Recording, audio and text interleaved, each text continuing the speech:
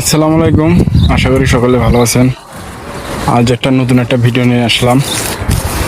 আমাদের ফলের যে বাগান আছে, ফলের মাজরা, সেই ফলের মাজরা আজকে দেখাবো কি কি ফলের গাছ আছে এই জায়গায়। কিছু ফলের গাছ আছে, কিছু কাঠবাদামের গাছ আছে, আর একটা গাছ দেখাই আপনাদেরকে, একটু ফল কম। এই যে এই ফলটা আপনারা কি নামে চেনেন কমেন্টে জানাবেন।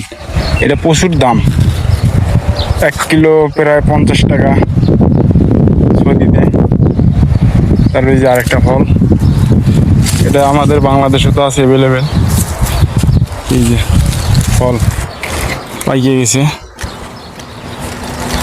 আমার প্রচুর পরিমাণে রোদ, তো এই রোদের কারণে ফলের গাছ সহকারে পাতার সহকারে শুকিয়ে যায়।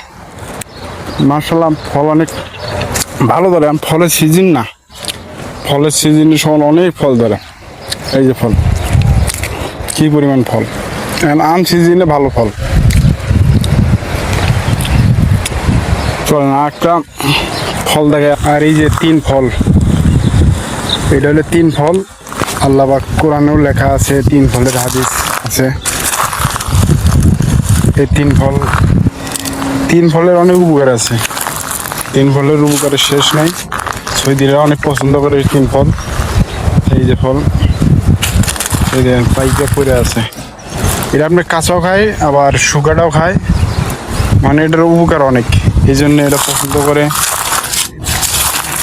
এই যে অনেক পরিমাণ, ছোট্ট একটা গাছ, অনেক পরিমাণ ফল ধরছে। আর কিছুদিন পরে এইসব ফল পারা হবে। এই যে পাকার অবস্থা, এটা আপনি শুকনোও খায়, কাঁচাও খায়, সবভাবে খায় এই ফলটা।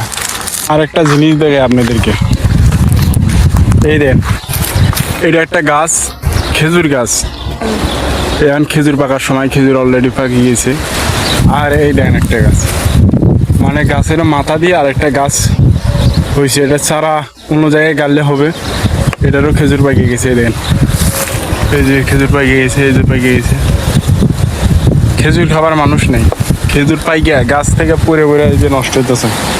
খেজুর, এসব খেজুর চলে না এই জায়গায়, মানে এইসব খেজুর একটু দাম কম, তো এই জন্যে খায় না, সৌদিরা খায় না, অনেক পরিমাণ, তো এই জন্যে এইসবের এতটা মূল্য দেয় না। ওই যে খেজুর পাইকে গেছে।